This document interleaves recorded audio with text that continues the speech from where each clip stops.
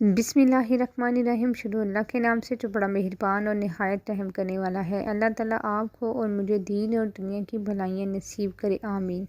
मेरी प्यारी बहनों और भाइयों, अस्सलाम वालेकुम। सुबह फजर के बाद सूरह इखलास ऐसे पढ़ लें, बस फिर शाम होने का इंतज़ार करें। बड़ी से बड़ी हर हाजत शाम तक पूरी हो जाएगी इस अमल की बरकत से, अल्लाह के हुक्म से। आज सदका जारिया में आपके लिए एक मौजूदी वजीफ़ा लेकर हाजिर हुई हूँ। आप लोगों की खिदमत में पेश करने जा रही हूँ कि जिससे आप फजर की नमाज के बाद पढ़ेंगे। और यकीन करें, ये वजीफ़ा इतना आसान है कि इसे कोई भी शख्स कर सकता है, क्योंकि ये सूरत इखलास का वजीफ़ा है जो कि हर एक मुसलमान बहन भाई को ज़बानी याद होती है। कुरान हकीम की मुख्तसर तरीन सूरतों में से एक है। ऐसी कोई मुसलमान की ज़बान नहीं होगी जिस पर सूरह इखलास ना आई हो। माशाअल्लाह से सभी मुसलमान बहन भाई को ये सूरह मुबारक ज़बानी याद होती है। नमाज में सूरह फातिहा के बाद सबसे ज़्यादा पढ़ी जाने वाली सूरत मुबारक भी सूरत इखलास है। सूरत इखलास को एक बहुत बड़ा दर्जा हासिल है। फजर की नमाज के बाद अगर आप सूरत इखलास बताए गए तरीके से पढ़ लेते हैं तो आप यकीन करें, आप बस शाम होने का इंतज़ार करें। जो भी आपकी हाजत होगी, जो भी दिली मुराद होगी, वो पूरी हो जाएगी। अल्लाह रब्बुल इज़्ज़त आपकी इस मुराद को पूरा फरमा देंगे। अगर पूरी नहीं हुई तो कम अज़ कम इसके लिए असबाब आना शुरू हो जाएंगे। ये वजीफ़ा आप लाजमी कीजिएगा, आप भी कीजिएगा और आपने वीडियो को शेयर भी करना है ताकि ज़्यादा से ज़्यादा तो लोगों तक ये वजीफ़ा पहुँच सके और भी लोग इससे इस्तिफ़ादा हासिल कर सकें। सूरह इखलास से मुतल्लिक़ हदीस पाक में क्या आता है? हज़ूर नबी करीम सल्लल्लाहु अलैहि वसल्लम ने फरमाया है, आप में से कोई इतनी ताकत रखता है कि एक रात में कुरान पाक का 1/3 हिस्सा पढ़े?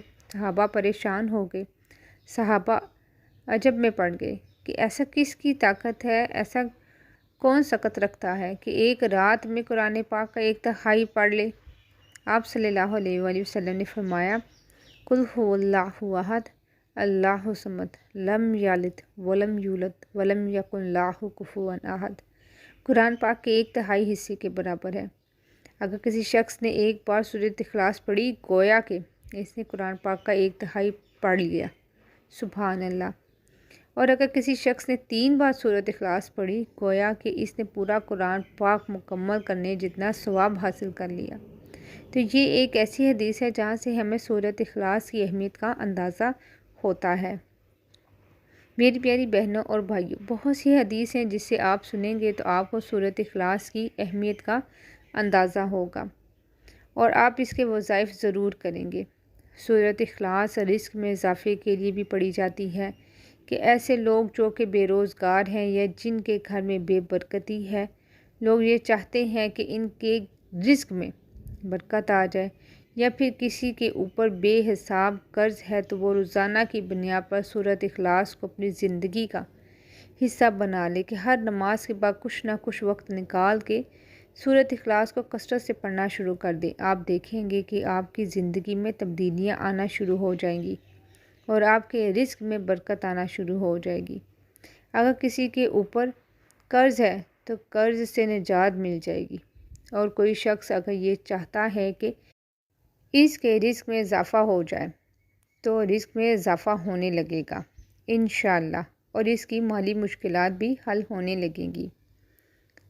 आज का वजीफ़ा जो आपके साथ शेयर करने जा रही हूँ, जिससे आपने फ़जर की नमाज के बाद करना है। और अगर आप में से कोई फ़जर की नमाज के बाद सूरत इखलास को इस तरीके से पढ़ लेता है और इसके बाद अपनी हाजत के लिए अल्लाह रब्बुल इज़्ज़त से दुआ करता है, तो यकीन करें शाम होने तक इसकी बड़ी से बड़ी हाजत पूरी हो जाएगी। और अगर नहीं भी हुई तो कम अज़ कम इसके लिए इसबाब पैदा होने शुरू हो जाते हैं। कुछ ऐसी चीज़ें होती हैं जिनका पूरा होने में वक्त लगता है। जैसे कि कोई शख्स ये चाहता है कि मेरी पसंद की शादी हो जाए, तो अब जाहिर सी बात है ऐसी चीज़ होने में थोड़ा सा वक्त लगता है।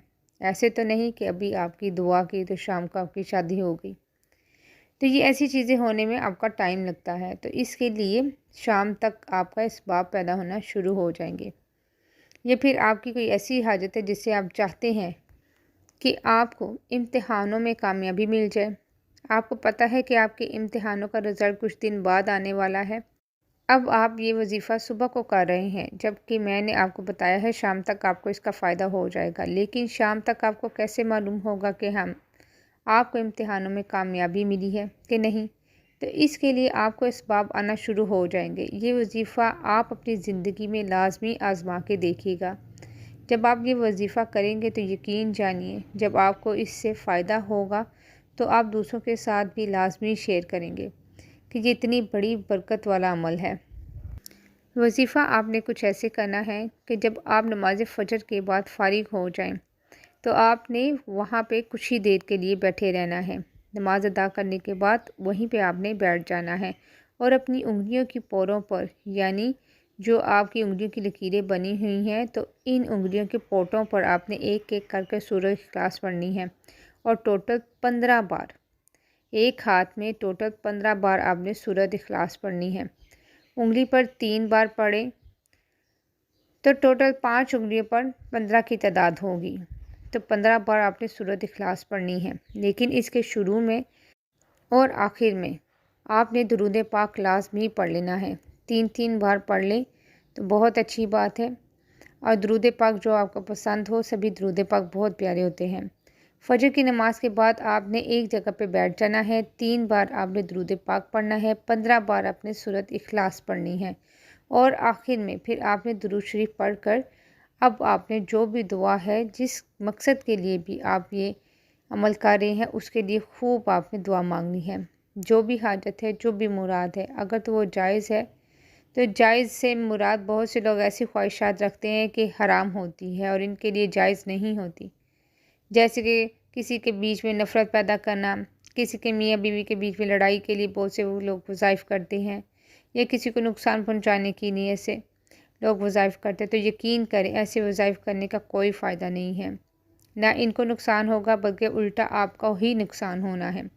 तो इसमें आपने अपना वक्त ज़ाया नहीं करना और इसका आपको नुकसान भी हो सकता है। तो सिर्फ़ जायज़ मकासद के लिए, अपनी दिली ख्वाहिश और मुराद और मकसद में कामयाबी के लिए ये अमल करें। इंशाअल्लाह ताला अल्लाह के हुक्म से इस वज़ीफ़े की बरकत से कामयाबी नसीब होगी। अमाल का दारोमदार नीयतों पर है। जब अच्छी नीयत से करेंगे और अल्लाह ताला पे अच्छा गुमान रखते हुए करेंगे, तो अल्लाह ताला आपको आपके गुमान के मुताबिक ही देगा। नमाज़ों की पाबंदी के साथ अल्लाह का ज़िक्र करते हुए आपने इस अमल को करना है, तो इंशाअल्लाह ताला आपकी दुआ लाज़मी कबूल होगी। ख़ुद भी इस अमल को कीजिएगा और वीडियो को सदका जारिया की नीयत से शेयर भी कर दीजिएगा। जज़ाकल्लाह।